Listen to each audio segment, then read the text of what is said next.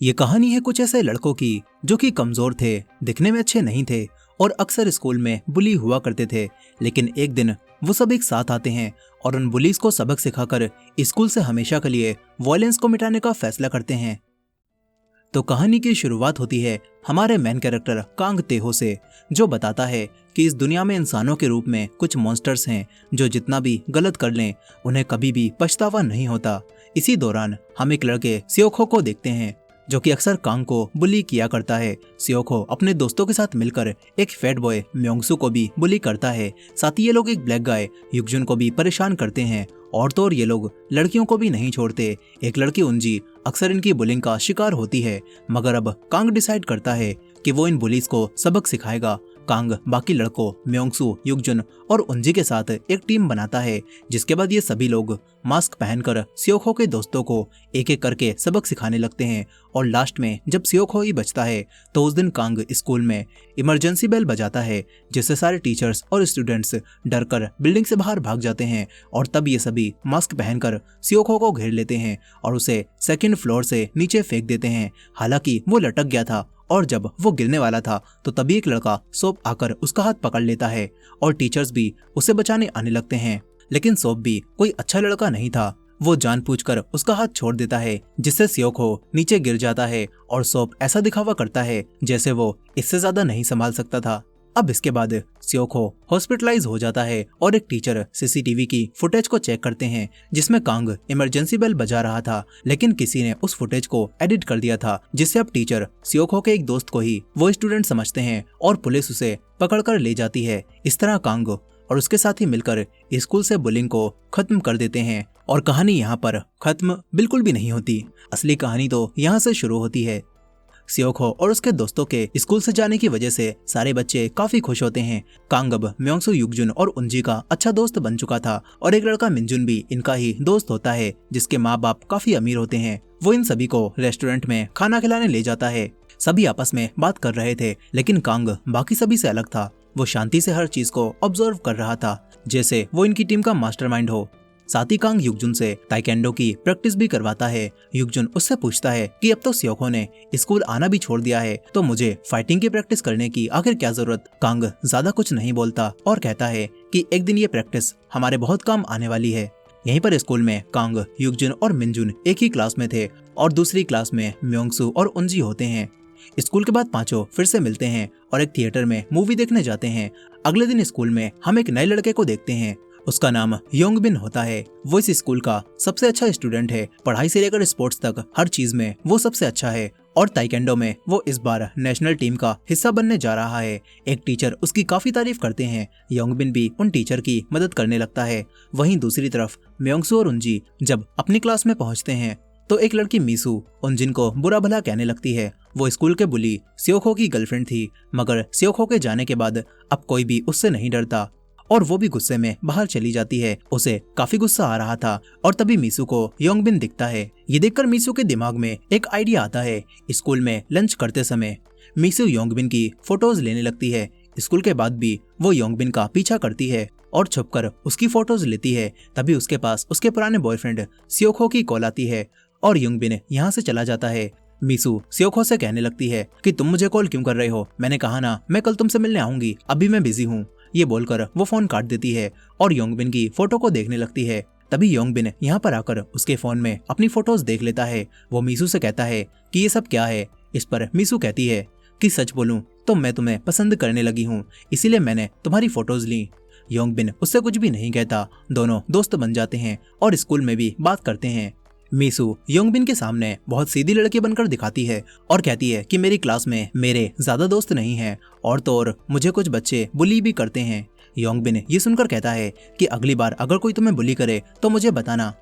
यहीं पर सियोखो मीसू को कॉल कर रहा था, लेकिन मीसू अब उसकी कॉल पर ध्यान नहीं देती। फिर वो रात में हॉस्पिटल में सियोखो से मिलने जाती है, जिसकी हालत स्कूल की बिल्डिंग से गिरने के बाद काफी खराब थी और अब मीसू उससे कह देती है कि मुझे एक नया बॉयफ्रेंड मिल गया है। मीसू उससे ब्रेकअप करके चली जाती है। वहीं दूसरी तरफ योंगबिन अपनी ताइकेंडो की प्रैक्टिस कर रहा था। फिर अगले दिन स्कूल में वो दोबारा उन्हीं टीचर की मदद करता है। वो टीचर योंगबिन को स्कूल का सबसे बेहतरीन स्टूडेंट मानते हैं और हर एक टीचर के सामने उसकी काफी तारीफ करते हैं। लेकिन वहीं दूसरी तरफ वही लड़का सोप, जिसने जानबूझकर सियोखो को गिरने दिया था, वो अब सियोखो की जगह बच्चों को मारकर उन्हें बुली करने लगता है और उनसे पैसे भी निकलवा लेता है। बाथरूम में वो दोनों लड़के जो बुली हुए थे आपस में बात करते हैं और कहते हैं कि अब हम क्या ही कर सकते हैं। वो दोनों हार मान लेते हैं, मगर कांग ने छुपकर इनकी बातें सुन ली थी। उसे पता चल चुका था कि सियोखो के जाने के बाद सोप अब बच्चों को बुली करने लगा है। यहीं उंजी की क्लास के टीचर को अपनी डेस्क पर एक पेन ड्राइव मिलती है, लेकिन वो उस पेन ड्राइव पर ध्यान नहीं देते और उसे ऐसे ही रख देते हैं। दूसरी तरफ म्योंगसू उंजी से बात करता है। वो मन ही मन उंजी को पसंद करता था, इसीलिए वो अपनी बातों से उसे कंफर्ट करने की कोशिश करता है और कहता है कि मिसू की बातों पर बिल्कुल भी ध्यान मत देना। उंजी भी म्योंगसू को अपना अच्छा दोस्त मानकर उससे बात करती है और कहती है कि तुम्हें पता है मैं लड़कों की तरह पैंट पहनकर स्कूल क्यों आती हूँ, क्योंकि मैं अपने बायोलॉजिकल डैड के साथ नहीं रहती और मैं अपने सौतेले बाप के साथ रहती हूँ, जो कि हर रात मुझे हैरेस करता है और अगर मैं उसे रोकने की कोशिश करूँ तो वो मुझे मारता है। उंजी योंगसू को अपने पैरों पर लगी हुई चोटों के निशान भी दिखाती है। कांग दूर से छुपकर ये सब सुन रहा था। फिर कुछ समय बाद ये सभी अपने अड्डे पर मिलते हैं, जहां युगजुन अपनी फाइटिंग की प्रैक्टिस कर रहा था और बाकी सभी अपना काम कर रहे थे। तभी म्योंगसू उंजी को कुछ फोटोज भेजता है जिन्हें उसने एडिट किया था और उंजी को खूबसूरत बना दिया था, मगर बाकी सभी कहने लगते हैं कि उंजी इससे भी ज्यादा खूबसूरत है। फिर वही अमीर लड़का मिनजुन उंजी का मेकअप करता है और उसे लड़कियों वाला रूप दे देता है, जिससे उंजी पूरी तरह बदल जाती है। अगले दिन स्कूल में उंजी का बदला हुआ रूप देखकर सभी लोग हैरान रह जाते हैं। वो अब क्लास की सबसे खूबसूरत लड़की बन चुकी थी। मीसू भी ये देखकर जलने लगती है और लंच टाइम में जब उंजी बाहर गई होती है तो मीसू उसका बैग चेक करने लगती है ताकि पता कर सके कि उंजी कौन सा प्रोडक्ट यूज करती है। लेकिन मीसू को वही मास्क मिलता है। वो सोचती है कि ये किस तरह का मास्क है और उंजी के पास ये क्या कर रहा है, लेकिन मीसू इस चीज पर ज्यादा ध्यान नहीं देती।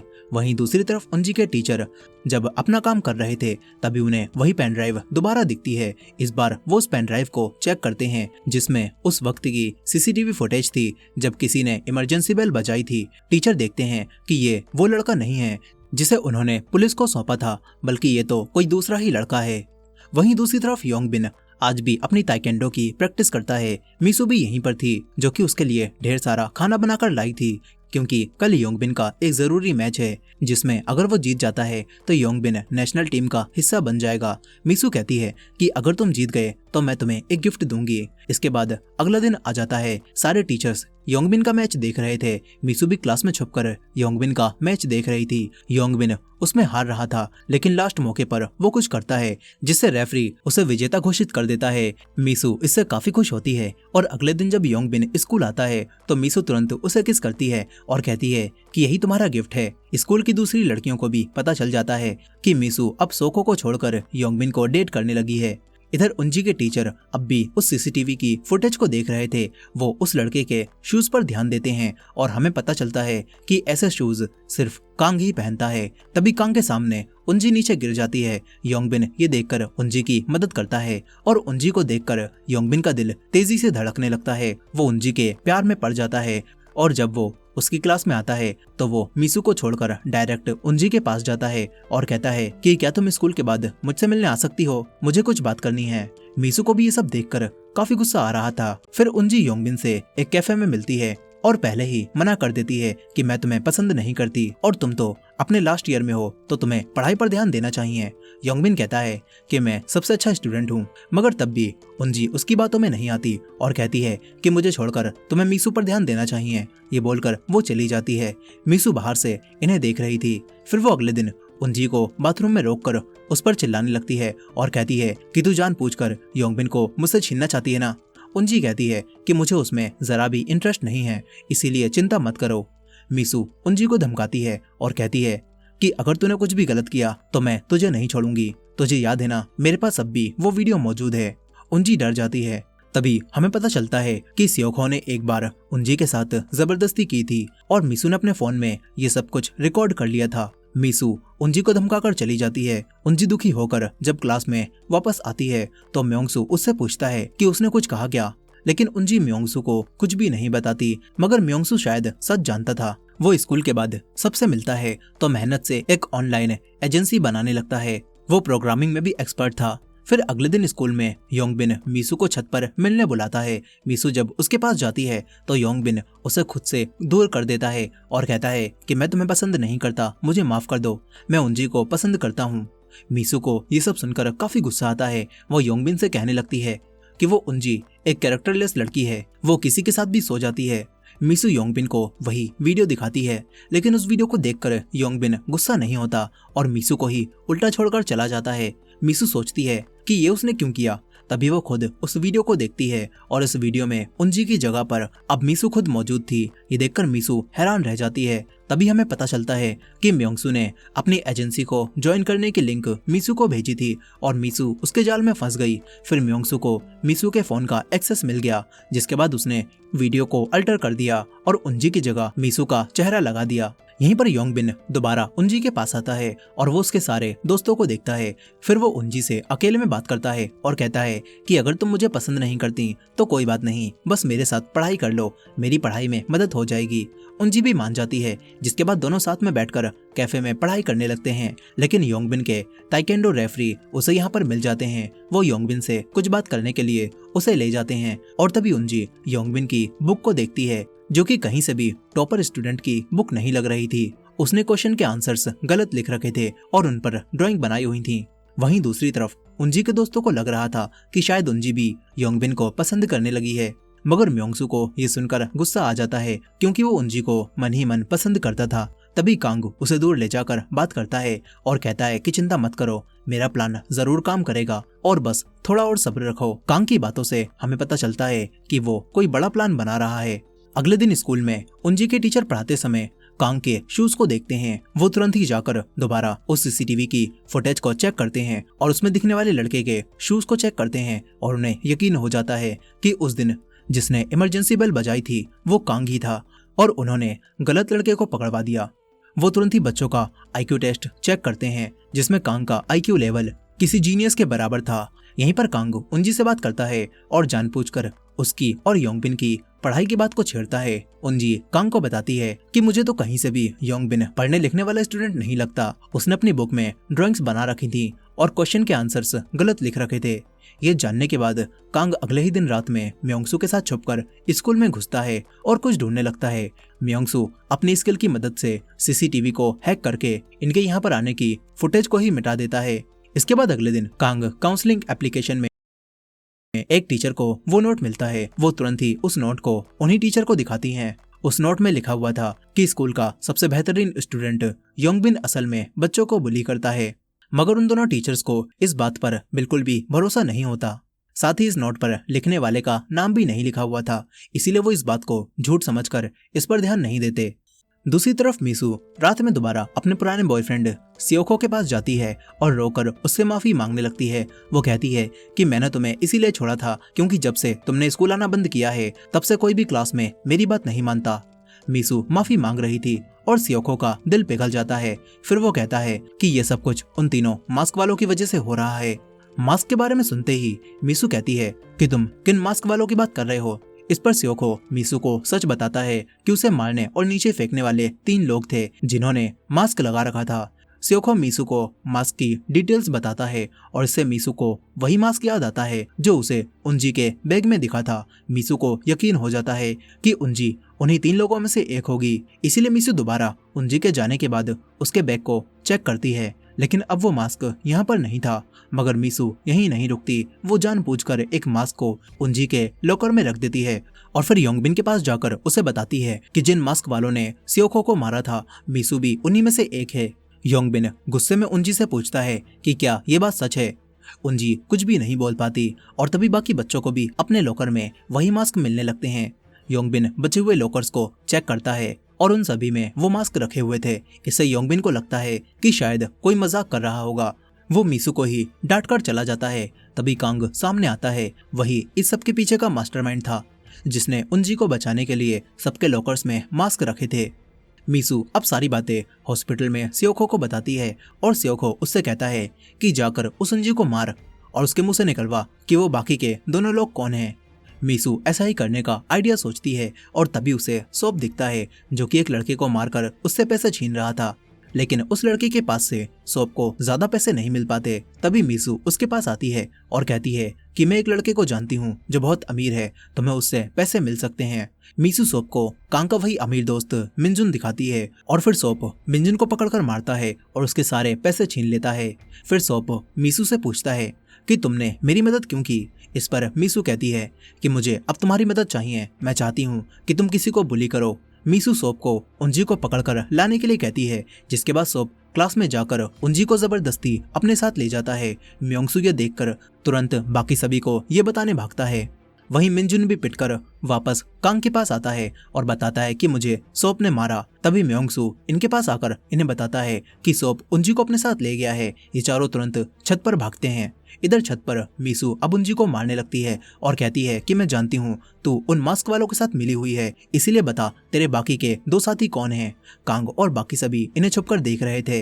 म्योंगसू उंजी को पिटता हुआ नहीं देख पाता। वो तुरंत उसके सामने जाकर खड़ा हो जाता है और कहता है कि मैं भी उंजी के साथ मिला हुआ था, उसने कुछ भी नहीं किया है। मीसू उसे भी मारने वाली थी। तभी युगजुन बीच में जाने लगता है, मगर कांग उसे रोक देता है और कहता है कि स्योको ने सिर्फ 3 लोगों को देखा था, इसीलिए बाकी सभी को सामने आने की जरूरत नहीं है। इसके बाद कांग खुद सामने जाने लगता है, साथ ही वो अपने फोन से किसी को मैसेज भी करने लगता है। इसके बाद वो सामने आता है और कहता है कि मैं भी इनके साथ मिला हुआ था। कांग काफी ज्यादा कॉन्फिडेंट होकर ये बात बोल रहा था और सोप को ये देखकर काफी हैरानी होती है। वो कांग को मारने जा ही रहा था कि तभी इनके टीचर यहाँ पर आ जाते हैं और इन्हें देखकर डांटते हुए सोप और उसके दोस्तों को यहाँ से भगा देते हैं। इसके बाद वो कांग से अकेले में बात करते हैं और उसे सीसीटीवी की फुटेज दिखाकर कहते हैं कि तुम क्या करना चाहते हो, मुझे सारी बात बताओ। और कांग अब टीचर के सामने अपना पूरा प्लान रखता है। इसके बाद वो अपने दोस्तों से आकर कहता है कि हमें अपना प्लान जल्दी ही एग्जीक्यूट करना होगा क्योंकि हमारी आइडेंटिटी अब सामने आ चुकी है। उंजी चौंक जाती है क्योंकि उसे किसी प्लान के बारे में कुछ भी नहीं पता। इसके बाद कांग उसे सब समझाता है और बताता है कि जब हमने स्योको और उसके दोस्तों को मारकर स्कूल से निकलवा दिया तो हमें लगा था कि सब कुछ ठीक हो जाएगा, लेकिन फिर मुझे पता चला कि स्योको तो बस एक प्यादा था जो सोप की वजह से लोगों को बुली करता था। और फिर मैंने सोप का पीछा किया और मुझे पता चला कि सोप भी किसी के ऑर्डर्स को फॉलो करता है और उसी इंसान के लिए वो पैसे लेता है। और वो इंसान था स्कूल का सबसे बेहतरीन स्टूडेंट योंगबिन। उंजी ये सुनकर चौंक जाती है। कांग कहता है कि मुझे भी पहले विश्वास नहीं हुआ था, इसीलिए मैंने तुम्हें चारे की तरह इस्तेमाल किया। मैंने ही मिनजुन से तुम्हारा मेकअप करने के लिए कहा था और उस दिन मैंने जानबूझकर तुम्हें योंगबिन के सामने गिराया था।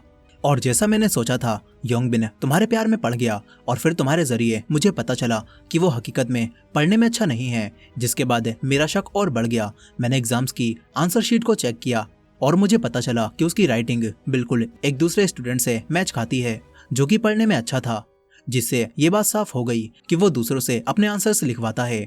कांग उंजी से कहता है कि अगर मैं तुम्हें पूरा प्लान पहले ही बता देता तो तुम योंगबिन को उस तरह नहीं फंसा पाती और उसे भी तुम्हारे ऊपर शक हो जाता। कांग आगे बताता है कि मैंने उसे ताइकेंडो रेफरी को रिश्वत देते हुए भी देखा था और रिश्वत देकर ही वो ताइकेंडो की नेशनल टीम तक पहुंच पाया है। हकीकत में वो ताइकेंडो में भी अच्छा नहीं है।